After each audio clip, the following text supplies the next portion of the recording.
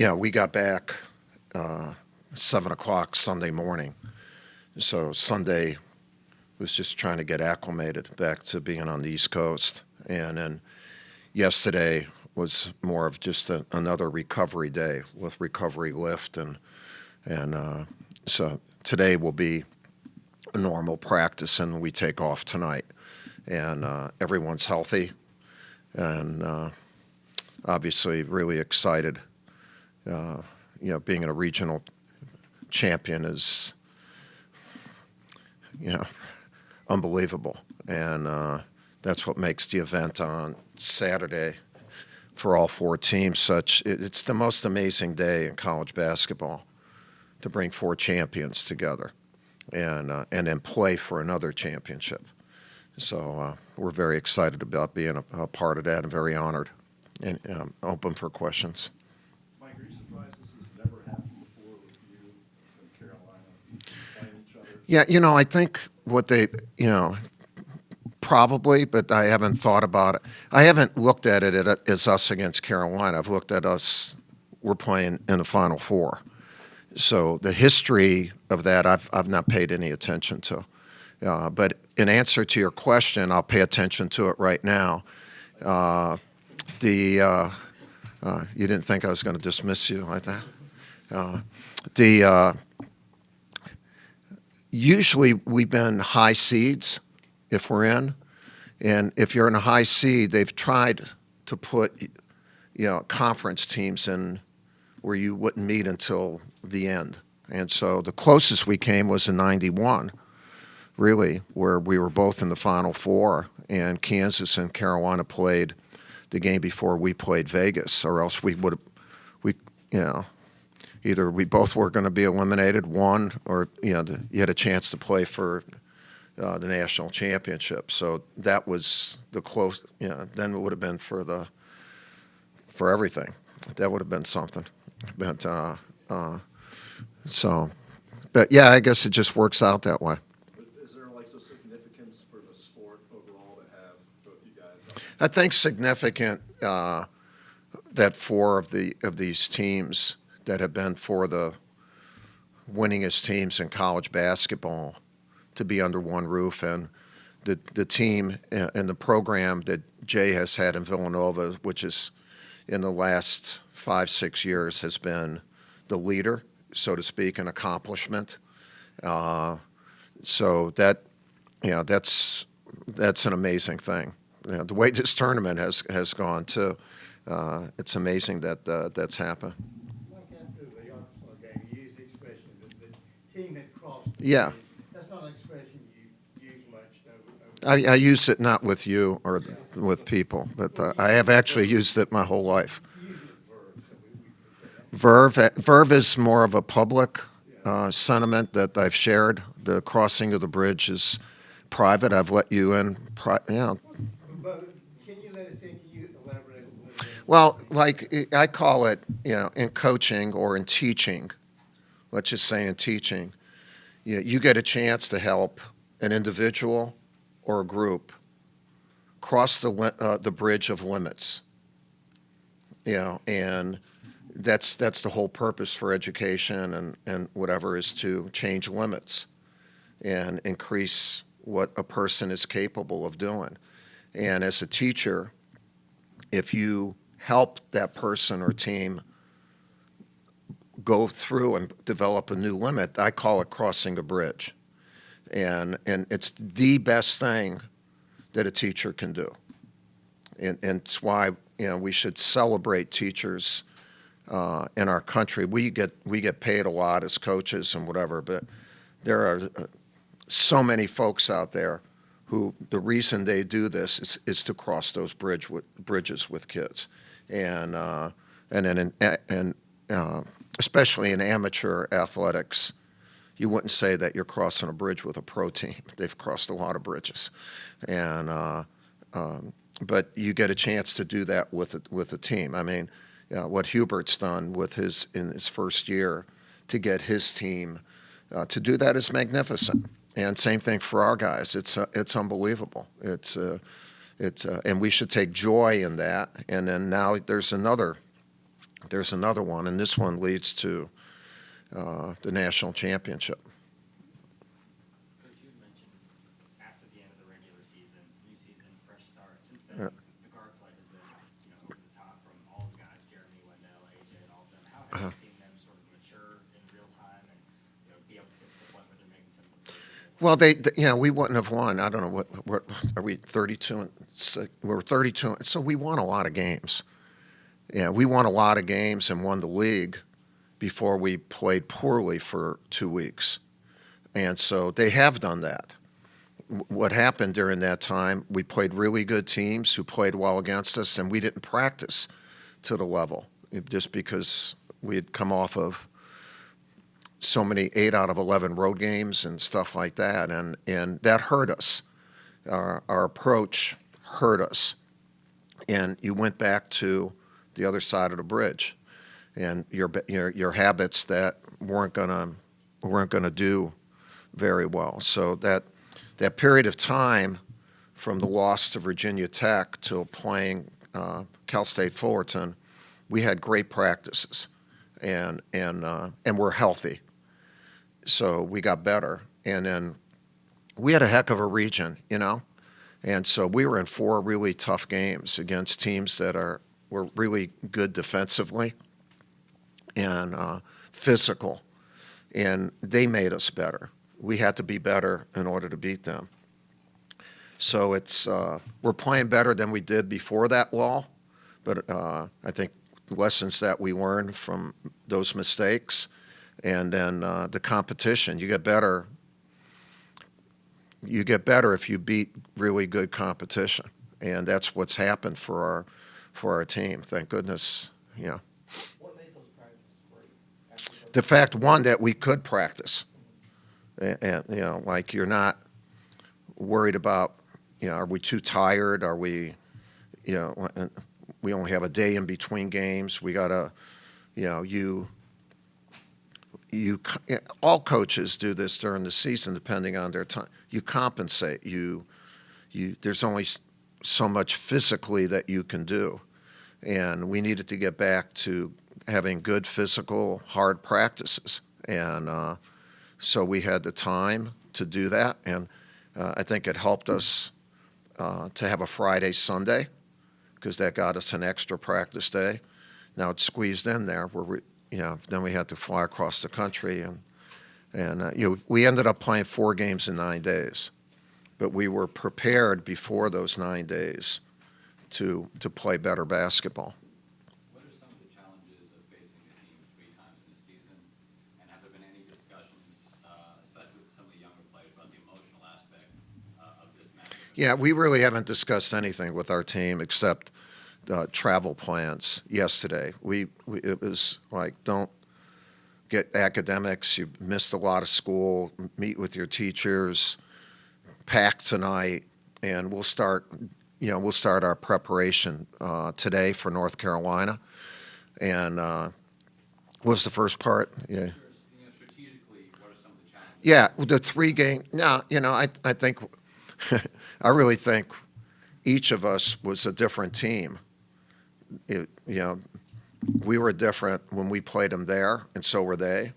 And then when we played them here, they had developed into an outstanding team, and we weren't at that time. And so, to me, the thing is, I think we're going to have 2 really good teams play against one another. Whereas the last 2 games, we were better than them at that point, and they were better than us at the other point. And now we'll see what happens. We'll see what happens. But I really don't draw anything from that much from those games. I draw more from I've been watching them, not against us, but against other teams, because they're really playing well. Like you said, after the game here against Carolina, season's not over, all right? Yeah, it wasn't. I didn't think, right? I think that was a no-brainer, right? I mean, But your players mentally to be able to kind of embrace what you're talking about, not just the hard practices, but there's a mental element to that too. Sure, How you there's. responded here in the front. Yeah, well, and then you were going into a juncture for a short ACC tournament season, and then you were going to have another one, and so win or lose, the season wasn't over, and but it was over for the regular season, and then you had to move on, and it took us a little bit to get back to the level that we're at. We still didn't play that well in the ACC tournament, and but then we've played very well in the NCAA tournament. What did you notice? I'm sorry. There was a segment in about mid-February where it looked like Paolo, I don't want to say he was playing bad, but he wasn't playing as efficient as he had been. Was it crossing the bridge to get him? No, and we can use that crossing a bridge. Let's put that with verve on right here, and we'll bring it out, maybe some other time. But no, I think it's being a human being, being a freshman. You're going to have, periods where you're really playing well, and then where you're not playing as well. It's a long season, and especially when you're a freshman, that's the first time you've ever.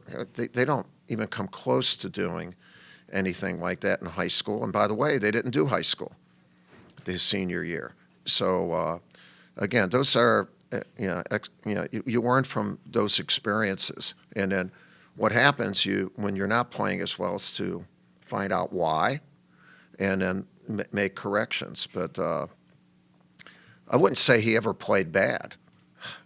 Yeah, no, I'm just saying me. You can say whatever. You're welcome to use verve or crossing the bridge or whatever. I'm just saying these are young guys. I have the youngest team I've ever had. So they're going to, pretty much they've been really good. But at times they haven't been as good. But they've been really good lately. Yeah. What do you notice in Caleb Love in games like against UCLA when he can really go off versus other games this season where he's really struggled from the field? What makes him a player that's capable of that? What makes him a player is he's really good. And he's not going to let a poor shooting performance in a half or in a game affect him, because he has belief in himself. And he also has the belief of his coaching staff. You don't see them telling him, don't shoot. Go. And his teammates. So, that's why that's one of the reasons they're a good team, is because they have belief in one another. Whether it's going great or not as great, the next play might be great. And that's how you get to the Final Four. You had mentioned in San Francisco, Mark's defensive rebounding. Yeah. So key. He's improved obviously as a defender since he got here, but is there anything that he's doing different technically to put him in more advantageous spots for the defensive rebounding? Is it effort? What do you sort of see as his growth in that? Yeah, I just think his maturity, and he has really increased his lateral movement, his ability to guard side to side. And as a result, he's able to get to balls better. Where length doesn't necessarily get you to a ball. Lateral movement does. And so he's been able to move his feet really well. Heck, against Arkansas, those 3 offensive rebounds in full court, the Euro step, it shows just how much he has improved in that regard, and it equates on the defensive end. Coach, your last press conference, you said it wasn't over yet, and it could have been your last press conference, but here you are. No, my last press conference was in San Francisco. Okay, well, the last one here. All right, so I have so many lasts. I got it. No, well, that's what I want to ask you about. Does this feel like a long goodbye in a way? No, everyone has said the plan that we've had was for continuity of our program, not to get gifts. And it's worked. We have great continuity in our program with John taking over, what's happened in recruiting, not just this year, for next season, but for the following year. We've had great continuity. And in order to do that, I stayed on the job, and I still wanted to coach. So this wasn't about getting recognized, although that's what you get. That's what you get if you live in this neighborhood. And so I've never looked at it as last. I've looked at it as, I look at our program as a continuity. And it's not going to come to an end whenever the last game I coach is done. It will continue, and it will continue better because of the plan that was put in place, which was an excellent plan. Mike, are there any lessons to take from all the hype, the extracurricular stuff around the Carolina game here that you can apply to being on the stage? Probably. I'm trying not. I don't want to use that game. This isn't. You can't go into the Final Four just thinking rivalry, payback, or any of those things. You got to go in. Think, we want to win a championship. You know, this is who we are now. This is whoever we would play, and then we got to beat them, and then we got to beat someone else. And if you go in with those other two things, there's a good chance you're not going to win. But if you did, you probably won't win on Monday. It's got to be looked at as you're playing for. We got 4 teams playing for a national championship, and that's how I'm looking at it. And I know there's going to be, you know, on TV, radio, a Duke guy, a Carolina guy, and they're going to be talking stupid stuff to one another, and that means nothing. But that's what sport for fans is about. It's not it's not for coaches, and it's not for players. We let's just stick to what we're doing. Speaking of that, do you feel like you and Hubert have worked out all the stuff that happened at the end of the last game? I never even worked anything out. You know, like they. We're not talking about like. I didn't know about it till 2 days later, and then by that time, everyone said it was okay.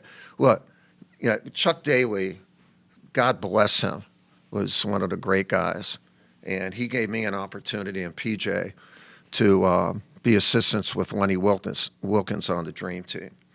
And I can remember one of our first meetings, and PJ and I come in with notebooks and whatever. He said, yeah, cool it. And so, what do you mean, Coach? He said, you two guys, you need to embrace a word for the rest. And you can embrace a bunch of words, but the one word I want you to embrace is ignore. Do not pay attention to everything. You know, like the ability to ignore noise is a big thing. And I try to do that. So when that happened, as long as it was done, it was done. Like, why? Well, let's talk about that some more. Why are we doing that? It's useless. I mean, you know, we crossed that bridge, all right? And I'm sorry. That's that was too easy. It was a layup, and I know it's Mike. Anyway, I should be docked a few points for that one. But yeah, Kip, I'm sorry. Sorry, I didn't mean to stick on you. From a purely preparation standpoint, X's and O's, advantage or disadvantage, you know the other team really well. It's from your conference. No, personnel-wise, I think it's an advantage equal. You know, so it is. You know, one of the things with the NCAA tournament, when you play the second game, you win on Thursday or Friday, and you play Saturday or Sunday, whichever weekend it is, including this one, except it's Saturday, Monday. Learning personnel quickly in the second game is sometimes a challenge, you know, for the players to be instinctive. Whether we played them, and we have, and they've played us, you have 4 or 5 days to learn personnel. And so what we have to do is learn who they are now, not who they were here, or definitely who they were in Chapel Hill. Coach, the moment against Texas Tech in the timeout where everybody slapped the floor in unison, that seemed to be a moment for you guys. What was said, and why do you think it resonated so deep? Well, because I told them to slap the floor before they went out. And then they did that on their own. And it was more of a quiet, like, we need to stop. And the timeouts are so long, you know, and so it was like, okay, we got 15 more seconds. Let's slap the floor. But then when they did it out on the court, that was cool because it's kind of a unifying thing. They probably scored against us then, but I don't even know what the hell happened. But we were still in the lead. I knew that. But things like that, with having a team for 1 year, teaching culture and that is very, very difficult. You can never get to the depth that you would have had when John and Nolan were here. Even the 2015 team, because you had Emil, Marshall, Matt, Quinn, Cook, to teach them a little bit. They have really nobody to teach them that. So they've been really an outstanding group because they've tried to learn along the way, and I think they have. You mentioned the culture and having a young team, but has there ever been a season in your memory that had so many good teams? The second round games, so many older players, teams, guys coming back, the transfer portal. That's a lot of good teams. Well, it's the oldest that college basketball has ever been. And so as a result of that, it's going to be tougher to win. I think Battier played the most games here, 130-something. And we're playing against guys that have played 160 games. Sometimes 3 of them are on the other team. That's a lot. And that's what's happened. That's why we shouldn't be shocked at anything that's happened in the tournament, because the age differential is dramatic. For us, it's been dramatic especially the last 2. Like Texas Tech, it was really dramatic. Boy, are they good. They're really good. He's such a good coach. Not that the other guys aren't, but that was a big time game for us. Yeah. Coach, you mentioned the depth with Nolan and John that they had their team. Yeah. Is there any value in them being able to maybe get to that point, or at least understanding their relative importance this month? Yeah, I think the fact that, for years now we've had our former players and captains on the team have helped us, whether we've had kids for 4 years or 3 or 1. And my staff is terrific. So they're like, in some respects, big brothers to these guys. And that doesn't mean they're not hard on them, because big brothers can be very hard, but they can relate to them really well. And then I have to do it also. But it really depends a great deal on my staff. We're going to take a couple questions on Zoom. Coach, we'll start with David Teal. Mike, you mentioned earlier succession and continuity. Prepared the succession plan and also yourself for this season. Are there leadership examples in sports, business, the military that you leaned on and kind of thought, okay, I can use that kind of as a model? Well, I actually went to West Point and was an Army officer. So succession is part of leadership. But succession in the military means you usually have a command for anywhere from a year to 2 years. And the thing is to leave your unit in better position than you inherited, and to help your successor know as much as possible.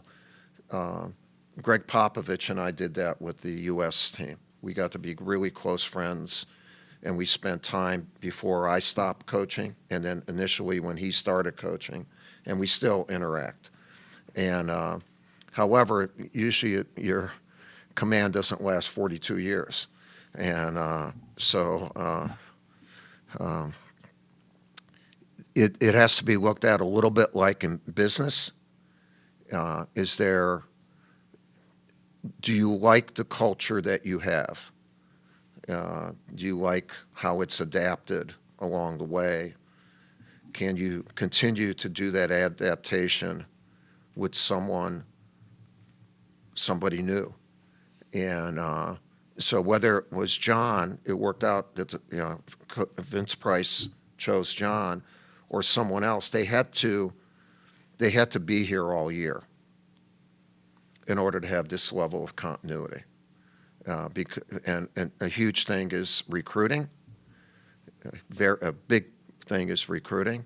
But the other thing is, like in John's case, he and I, for this whole year, we've had a lot of different talks. He's better prepared to be the head coach after going through this year. And everyone around him has accepted him at a high level. And so it'll be smooth. It'll be next week. No matter what, it'll be next week. And it'll be smooth because it's been done that way and because he's really good. He's not good. He's like really, really good. Josh Graham. I wanted to talk about the succession plan as well, because there's a saying that you'd never want to be the guy that follows the guy. I wonder when you see what Hubert. I don't think that's the way John feels. Yeah. I wonder what you think about Hubert being able to step in this first year. Oh, no, it's this great. point, and how that affects your optimism about how seamless this succession could be. Well, in some respects, it was similar in that Hubert's been on the staff for a long time. I don't know the exact number of years he played there. Really good pro player, and a good guy. I mean, I've known his wife since she's a little girl. Her father and I were teammates at West Point, Bobby Siegel, and so they've had continuity in culture.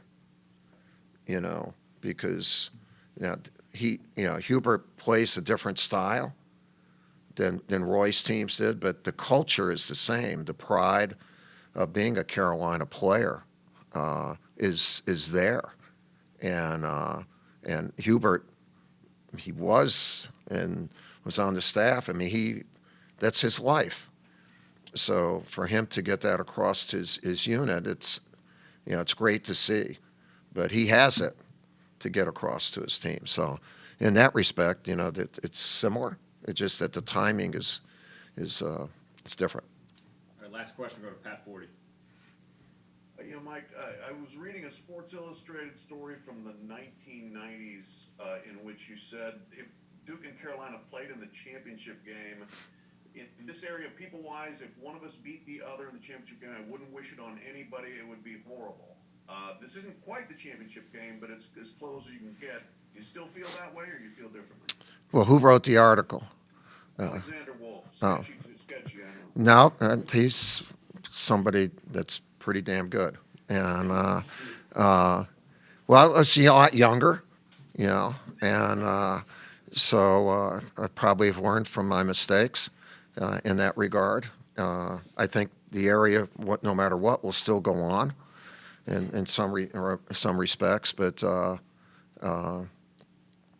the fan bases are different,